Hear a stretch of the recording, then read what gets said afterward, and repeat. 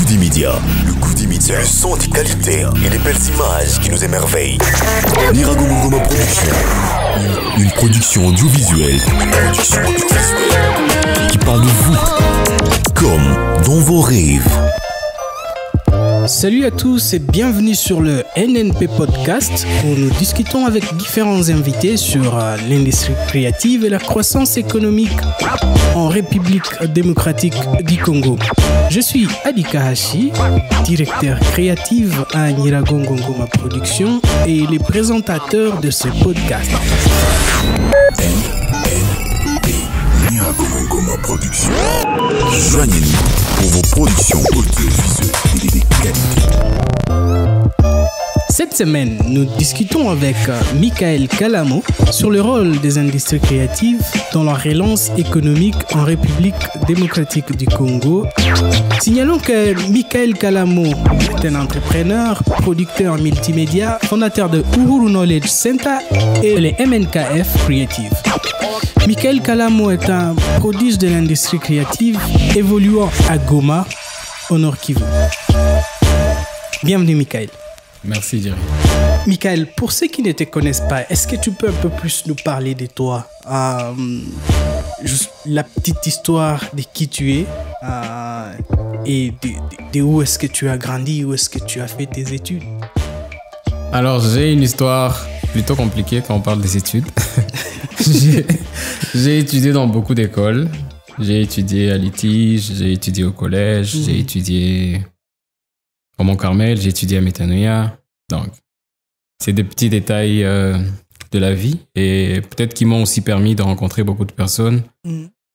Et ensuite, j'ai étudié à l'ULPGL. J'ai donc fait le droit à l'ULPGL et les droits publics. Dans la vie courante, je suis photographe. Et avec des amis, dans la vie et tout ce qu'on fait, je suis à la base d'un certain nombre de créations. Et voilà, c'est comme ça que...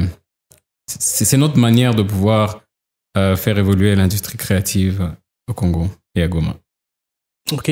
Il y a quelque chose que je ne comprends pas. Vas-y. Faire le droit à l'université et aujourd'hui tu te retrouves dans l'industrie créative. Qu'est-ce qui s'est passé? Alors, ça c'est l'erreur qu'on fait la plupart des fois. C'est qu'on comprend l'éducation comme une finalité. Mais en fait, l'éducation, c'est une porte d'entrée. L'éducation, c'est comme une fenêtre. Ça te permet de comprendre les choses que tu n'as pas compris. Ça te permet de voir ou d'avoir une autre vision de la vie et du monde, de l'économie, du business. Et je pense que le droit, ça m'a simplement permis de comprendre comment les choses évoluent. Tu vois, les droits parlent plus des barrières. Quand tu parles de l'économie parle plus des valeurs des choses. De l'échange, tu vois, du commerce et tout ce qui va avec. Mais le droit, c'est la lumière. Les droits, ça te dit ce qui se passe dans la créativité, ça te dit ce qui se passe dans la psychologie, ça te dit ce qui se passe dans la médecine et tout. Et donc, oui, faire les droits n'a rien à voir avec l'art ou la culture. Mais je pense que faire les droits, c'est simplement... une chose qui te permet d'avoir la vision sur toutes les choses en même temps. Ça te permet de comprendre profondément chaque chose et d'être prudent surtout. Donc l'éducation, ça n'a rien à voir avec ce qu'on fait. L'éducation, c'est comme une information. Ça te permet simplement de savoir te positionner par rapport aux acquis que tu as, aux acquis que tu reçois et puis faire bien les choses. Ça, c'est un très bon point parce que ici chez nous, au Congo, à Goma, on pense que les études, c'est la finalité, quoi. C'est tout ce qu'on doit faire dans la vie. C'est tout de suite trouver un travail qui cadre avec ce qu'on a fait comme études. Mais aussi, les parents nous orientent sur base de ce que ils pensent que leur fils ou fille doit devenir, oui. En leur orientant dans les sens comme ça, en termes d'éducation. Ouais, c'est de notre faute généralement. C'est de notre faute vu qu'on ne sait pas donner à nos parents ou on ne sait pas montrer à nos parents trop jeunes la valeur des choses ou la valeur de ce que nous sommes en train de faire. Tu penses? Je pense, Nos certainement. parents sont aussi compliqués que ça ici Bien chez nous. sûr, les parents sont compliqués. Oui, ils sont compliqués, mais c'est un atout d'avoir des parents compliqués. Ça veut dire que tu seras quelqu'un de plutôt structuré, tu vois. Ouais. Quand tu as des parents qui sont d'accord avec tout ce que tu fais, parfois tu te perds. Tu vois. Mais Ça veut par- dire que lorsque je prends la décision de faire autre chose que le droit, je ferai quand même un peu plus attention parce que je sais que j'ai pris un de ces risques énormes. Et donc, il faut soit réussir, soit rentrer dans le droit. Hmm. Obligé. Mais aussi dans la créativité, il y a les droits. Quand on parle de droits d'auteur et tout ça, Bien sûr, si tu tu n'es vois. pas... D'ailleurs, ça met beaucoup de personnes en Ouais. trouble. Si tu ne connais pas la situation sur les droits d'auteur et tout Mhm. ça, comment Mhm. ça marche, donc c'est compliqué. Alors, ouais, c'est vraiment compliqué. Et le problème, c'est que chez nous, avec les droits d'auteur, les lois sont obsolètes pour la plupart. Tu vois. Nos lois ne se sont pas actualisées avec les temps. Il y a beaucoup de choses qui se sont passées dans la créativité, beaucoup de choses qui se sont passées dans l'évolution technologique. Et nous, on n'est pas parti avec cette évolution. On est resté en arrière. Et donc, ouais, c'est la partie droit de l'art, si tu veux. Mais ouais, c'est quelque chose qu'on pourra changer ou évoluer ou modifier ou améliorer, si tu veux. C'est simplement si on parvient à comprendre comment ça marche. Et tu ne peux pas changer quelque chose sans que tu ne comprennes la profondeur de la chose. Sinon, tu changeras selon que tu as compris et tu perdras finalement les gens. Et donc, il faut d'abord comprendre comment la créativité et l'industrie créative fonctionnent. Ensuite, on pourra savoir comment conseiller les gens qui ont la capacité de pouvoir changer les lois et de pouvoir les amender afin que tout le monde soit protégé et que l'art reprenne sa valeur dans le pays. Je compte sur toi pour faire cela dans le futur. Sois sûr, mon gars. Parle-nous un peu de ce que tu fais actuellement. Quels sont tes projets actuellement et pourquoi tu fais ce que tu fais? Alors, j'ai beaucoup de projets et ça m'arrive d'avoir peur d'en parler parce que ça passe un peu comme de la mythomanie. Un peu comme si j'étais en train de mentir sur ce que je fais. Mais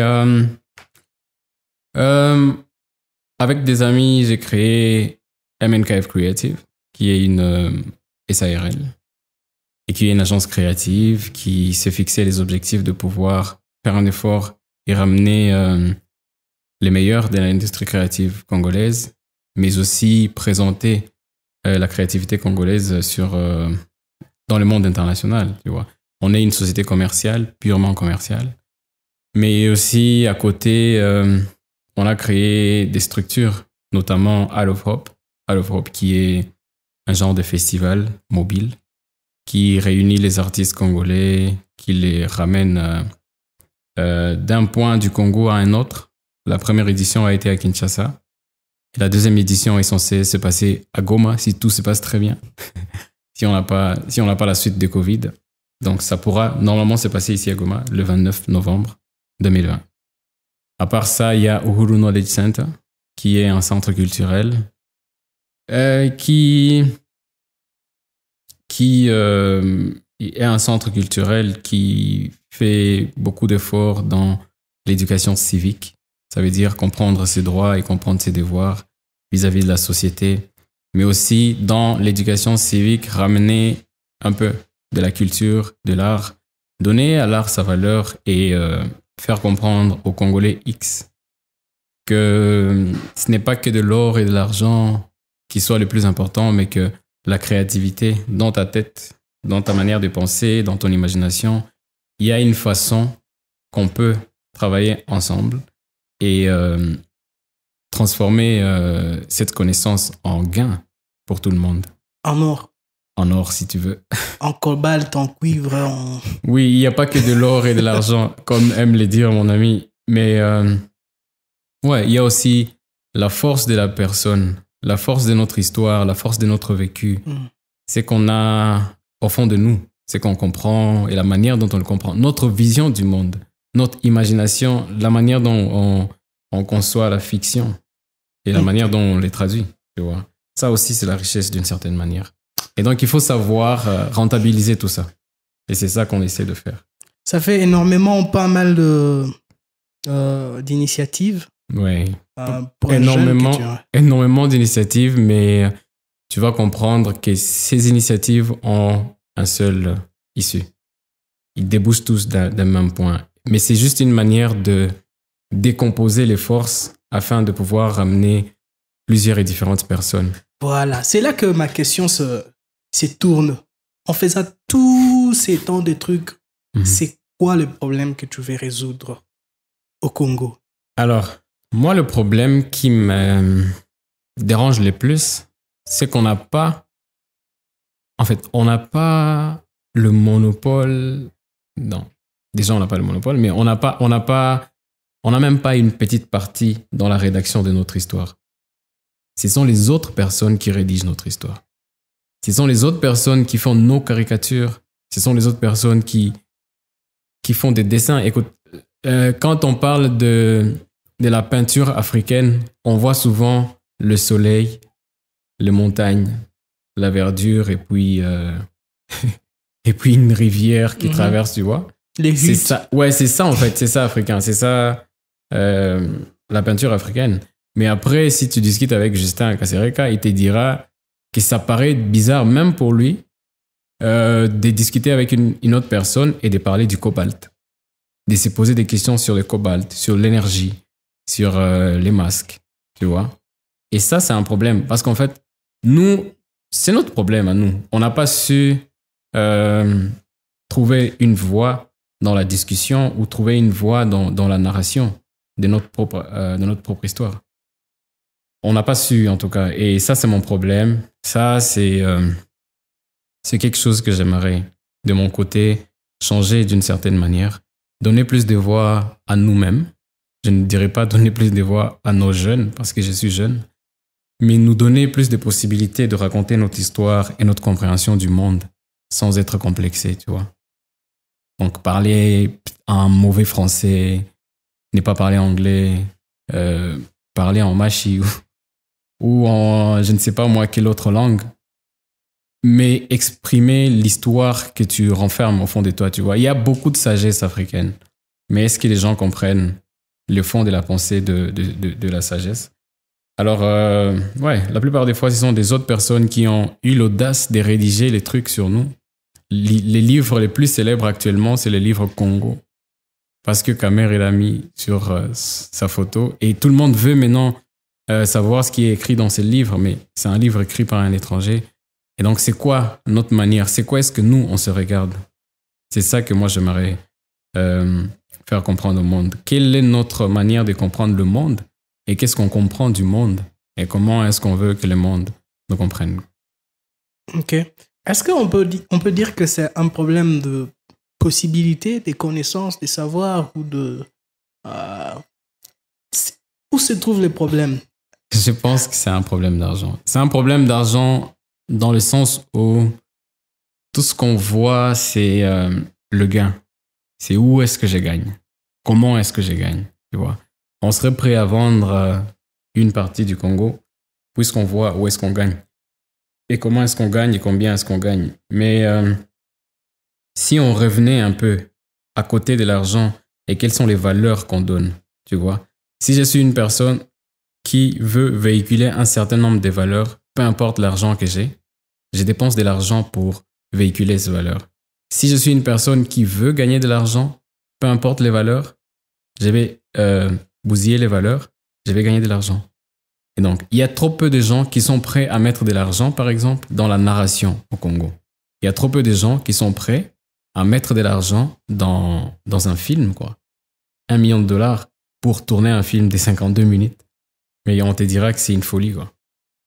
Mais il y a des gens de l'extérieur qui sont prêts à mettre beaucoup d'argent et c'est comme ça que l'industrie Hollywood est en train de fonctionner. C'est Nollywood, pareil, tu vois. Aujourd'hui, au Nigeria, l'industrie cinématographique est le deuxième qui rapporte plus d'argent après l'agriculture.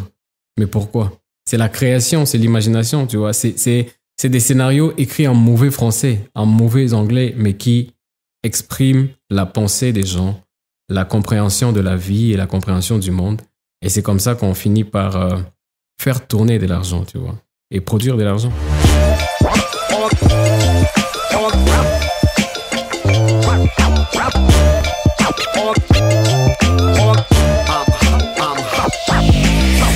Évidemment, comme l'a indiqué notre sujet du jour, on va essayer de parler du rôle des industries créatives dans la relance économique en République démocratique du Congo. C'est quoi son rôle en soi et où est-ce qu'il trouve sa place? Alors, on va peut-être commencer par comprendre ce qu'on entend par économie. Ou alors, je vais directement aller en termes de commerce. Tu vois, le commerce ou l'économie, je ne sais pas quelle est la nuance. Mais on va dire l'économie. Et donc, par économie, je sous-entends l'échange des valeurs. OK? Ça veut dire que tu as X valeurs que tu échanges avec X valeurs. Alors, ce qui est bien avec l'industrie créative, c'est que l'industrie donne à nos connaissances et à nos croyances, à nos émotions, à notre imagination, une certaine valeur, tu vois. Et c'est ça qu'on n'a pas su encore faire ici au Congo, tu vois. On n'a pas su dire, par exemple, moi, j'ai créé un personnage et je veux que ce personnage puisse générer de l'argent. Moi, j'ai créé X ou Y chose et je veux que cette personne puisse me permettre de payer mes factures, tu vois. On n'a pas encore su ramener la créativité ou la compréhension de la créativité à un niveau où ça peut être commercialisé. Et le rôle de l'industrie créative au Congo serait de faire tourner la machine de la monnaie, mais aussi de faire de perpétuer les valeurs des Congolais, de la culture, des coutumes congolaises, tu vois, dans la population et dans nos écoles, si on veut, tu vois. Ce qui fait, on paraît comme être à côté de la plaque par rapport aux autres pays. Parce que si tu vois, bon, je ne vais pas me mettre à comparer, mais si tu vois l'Afrique du Sud, le Rwanda, le Kenya, les Kenyans par exemple, c'est des gens qui ont su exporter leur culture. Mais nous, on n'a pas encore su exporter notre culture. Et c'est ça qui reste un très grand défi. Le rôle de l'industrie créative sera simplement de pouvoir produire plus d'argent, autant d'argent que ça se veut dans le monde, et créer de l'emploi. Bien sûr. Tu as parlé de Nollywood. J'ai lu un article, je vais juste lire un petit passage. Okay. Au Nigeria, la production des films de Nollywood a généré entre 500 et 800 millions de dollars par an. Mm-hmm. L'industrie emploie plus de 300 000 personnes et indirectement plus d'1 million. Ok. Donc, vous comprenez que là, ce sont des films qu'on a vus ici, bon, d'une manière... KGK. Ouais. Donc, ce sont des films qu'on a vus ici. Le son, il est pas trop cassé, bien. Le son, il est cassé. Des histoires de sorciers et tout ça. Mais ça génère énormément d'argent. Regarde le nombre de personnes qui sont employées directement et indirectement. Je pense que c'est toute une chaîne de valeur qui se développe avec l'industrie créative. Et ici au Congo, je pense qu'il y a des systèmes qui sont vraiment cassés. Et on pense que l'emploi va juste en créant, je ne sais pas, des usines ou de... Oui, bien sûr, il y a de l'emploi qui se crée, mais... Ouais, il n'y a pas que ça, en fait. Il n'y a pas que ça, en fait. Il n'y a pas que l'or et les diamants pour faire évoluer la communauté d'un pays. Voilà.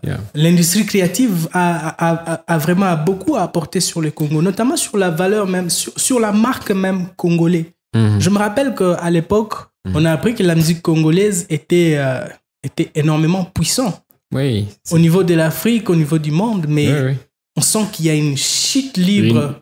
Parce que, tout simplement... On n'a pas su perpétuer, on n'a pas su ramener et donner à la musique sa place. C'est aujourd'hui qu'on est en train de renégocier, faire en sorte de mettre certaines choses dans le patrimoine mondial. Mais ce sont des choses qui devraient être mises en valeur depuis très longtemps, quoi.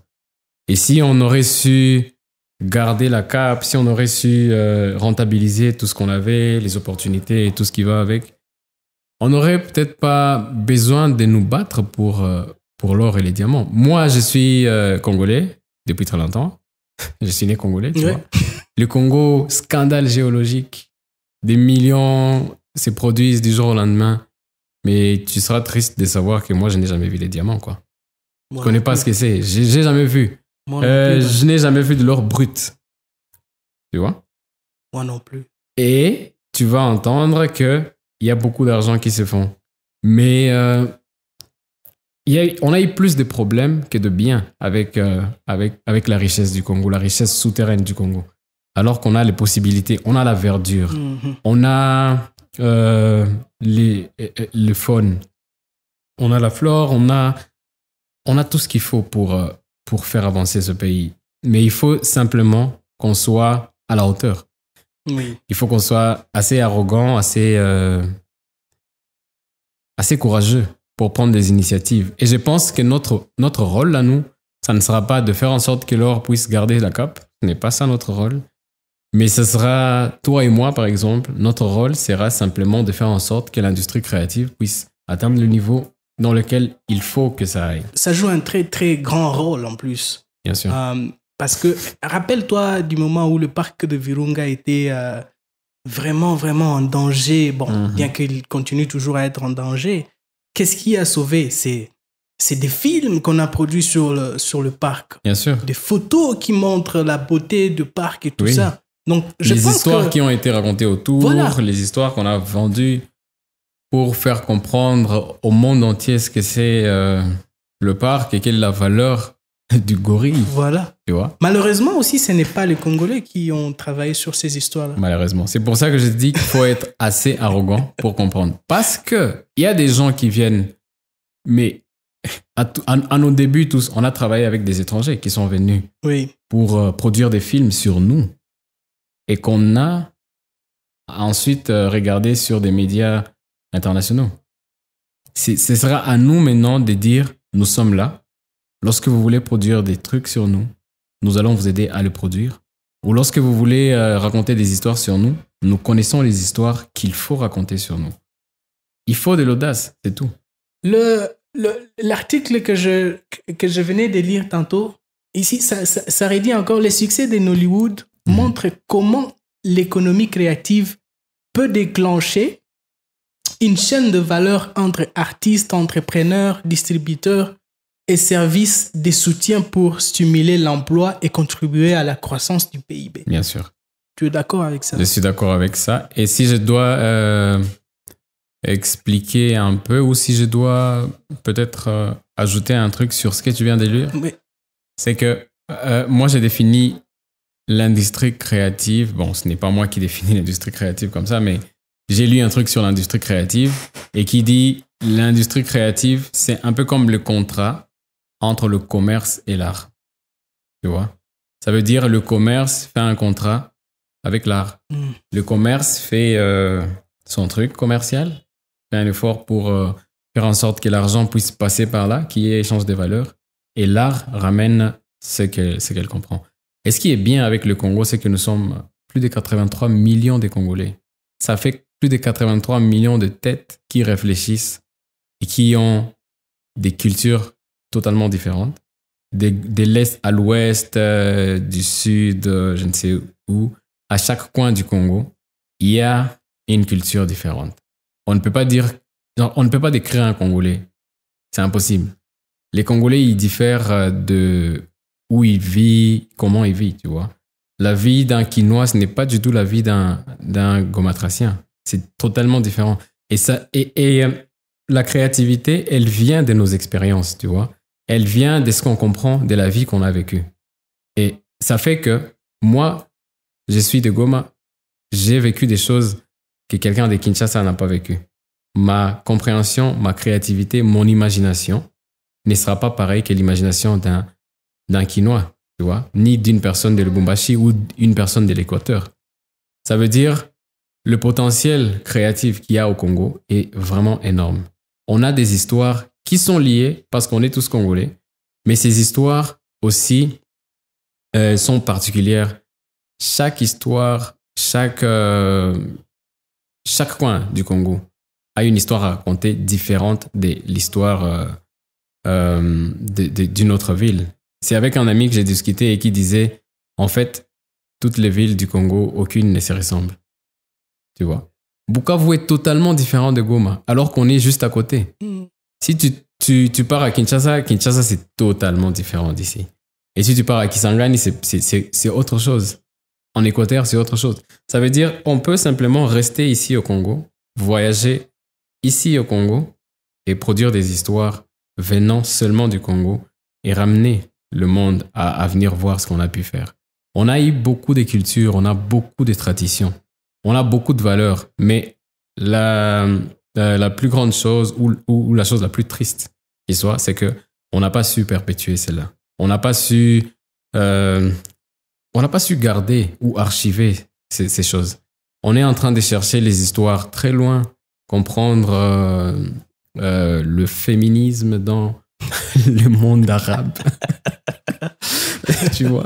Alors qu'on n'a pas encore su essayer de comprendre le féminisme dans le monde bantou. Tu vois? Ce sont là les choses qu'il faut faire. Être capable de mettre la valeur sur notre imagination. Ça part des films, des musiques, de poésie, de production des livres. Ça part dans tous les sens. Et ça fait énormément de choses à faire, énormément d'argent qui sont en train de passer entre nos mains sans qu'on se rende compte.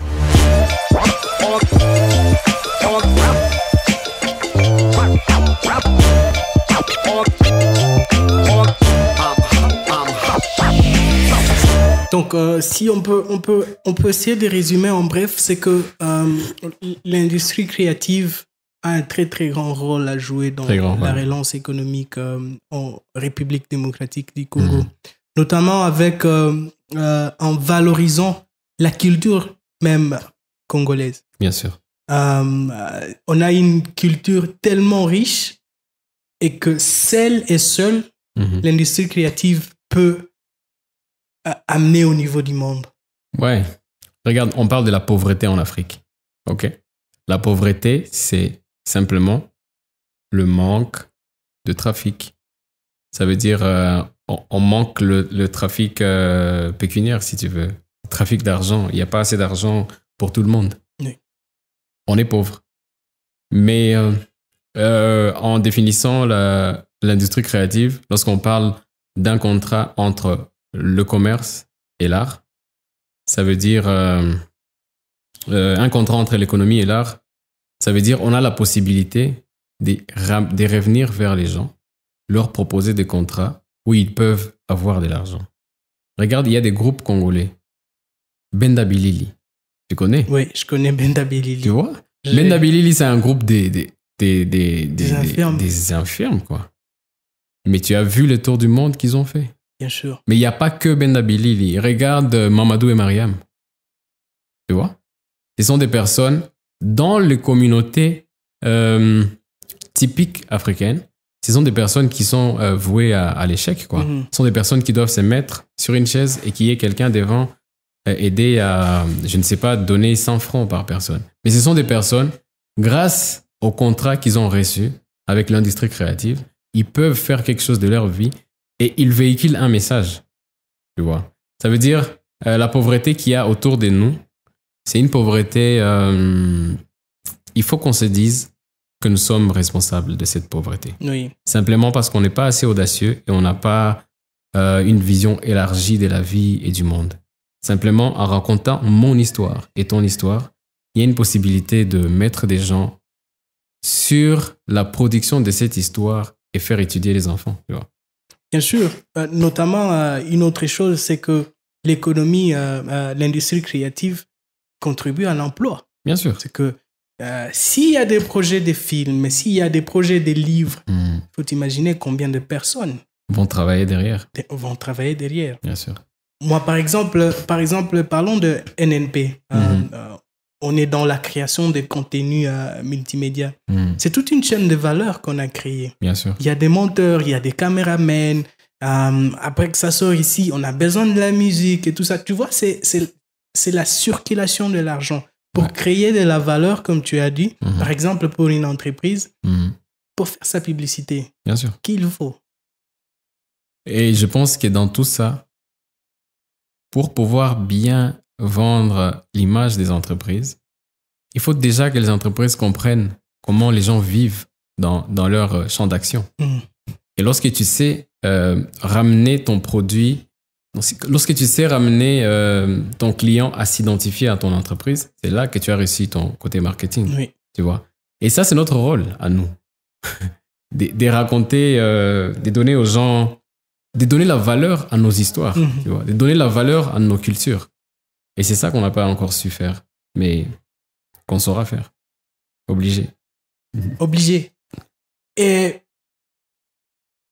c'est quoi actuellement, comment tu vois contribuer à cette industrie, à cette industrie créative et à l'économie dans tout ce que tu fais chaque jour et qui peut peut-être interpeller un jeune ou X personnes, par exemple, de partant de ton expérience.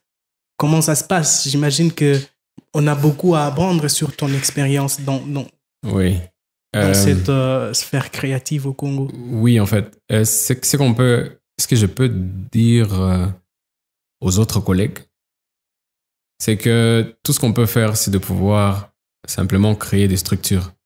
Tu vois. Lorsque tu crées une structure, tu crées quelque chose qui va vivre plus longtemps que toi, tu ne pouvais vivre. Moi, je suis jeune, ok, mais après 20 ans, je serai plus jeune, quoi. J'aurai plus d'âge que maintenant.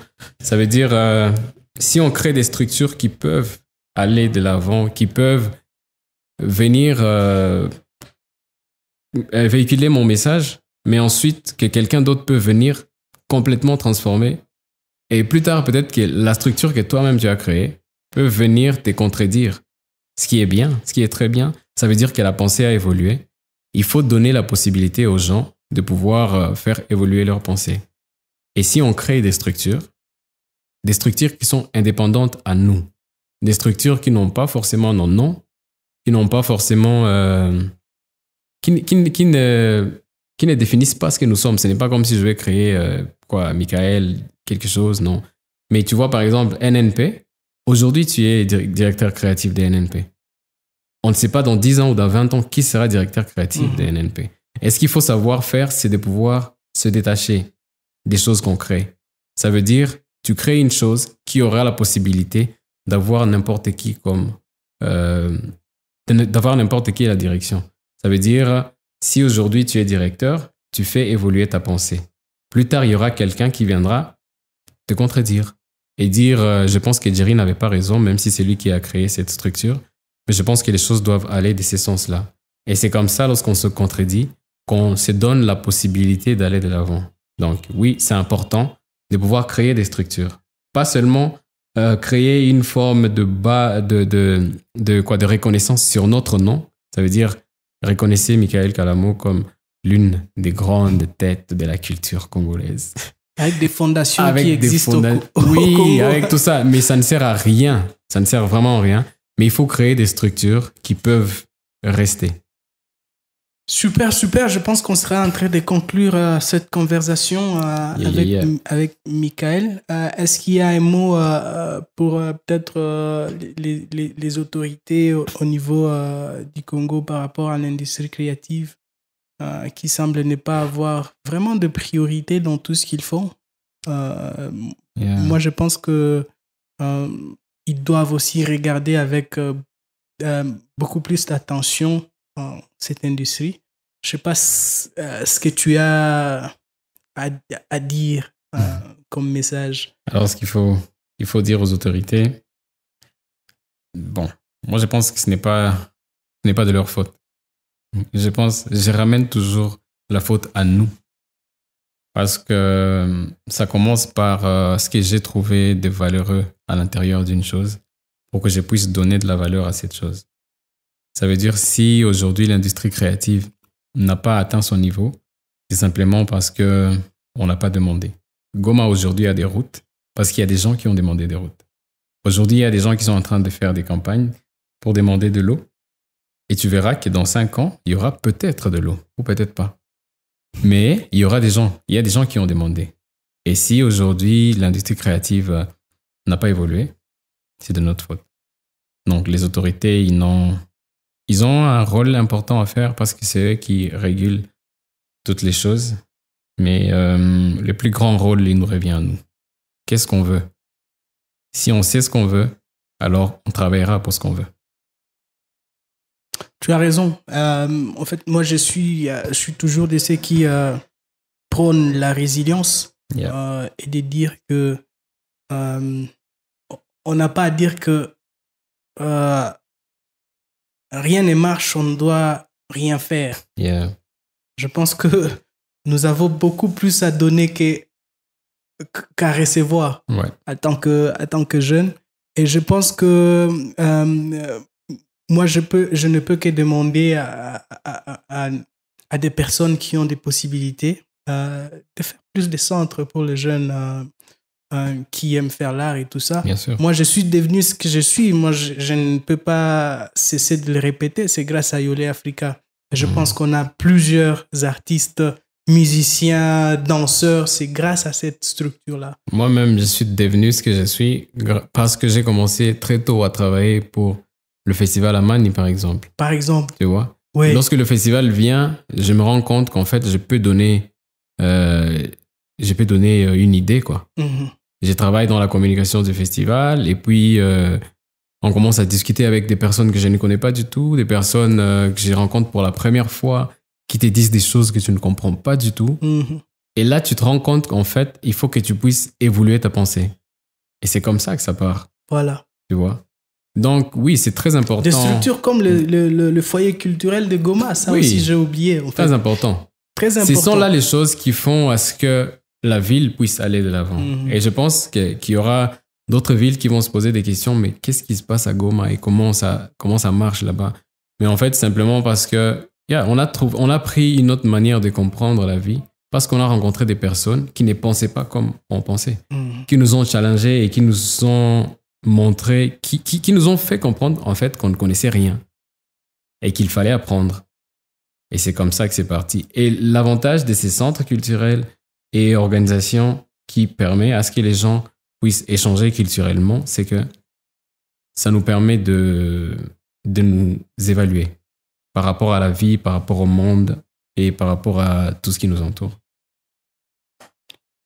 Et aussi à développer cet esprit créatif. Bien sûr, parce qu'il y a des gens qui ont déjà atteint des niveaux supérieurs dans la création, dans la compréhension de l'art, dans le critique de l'art aussi.